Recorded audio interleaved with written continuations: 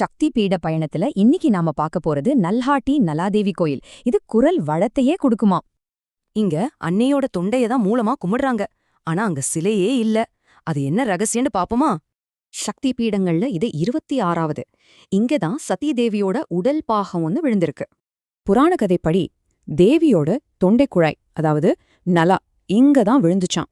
வங்காளத்துல நலானா குழாய், அதனாலதான் இந்த ஊருக்கு நல்ஹாட்டின்னு பேரு.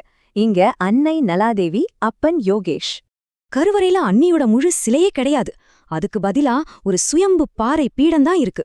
வெள்ளிக்கவசத்தால அலங்கரிக்கப்பட்ட இந்த பீடம்தான் அன்னையோட தொண்டையா பார்க்கப்படுது. ரொம்ப சக்தி வாய்ந்த இடம். இங்க கோயில்ல இருக்கிற இந்த பெரிய வேப்ப மரம் ரொம்பவே விசேஷமானது. பக்தர்கள் இத ரொம்ப புனிதமா நினைக்கிறாங்க. இந்த மரத்துக்கு கீழே வழிபடுறதுனால பல நோய்கள் குணமாகும் நம்பிக்கை. சரி, இங்க வர்றதால நமக்கு என்னென்ன பலன்கள்? உங்க ஜாதகத்துல வாக்குஸ்தானம் பலவீனமா இருக்கா? பாடகர்கள், பேச்சாளர்களுக்கு இது ஒரு வரப்பிரசாதம்னே சொல்லலாம்.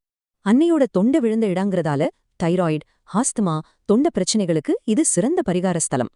அப்ப நல்லாதேவியோட அருள் நம்ம பேச்சையும் புனிதமாக்கும், மூச்சையும் சீராக்கும். என்ன ஒரு சக்தி பாருங்க. சரி, நம்ம அடுத்த பயணம் எங்க போகலாம்? சதீதேவியோட முதுகு விழுந்த கன்னியாகுமரிக்கா இல்ல பவனாத்துக்கா? கீழே கமெண்ட்ல சொல்லுங்க. ஓம் சக்தி.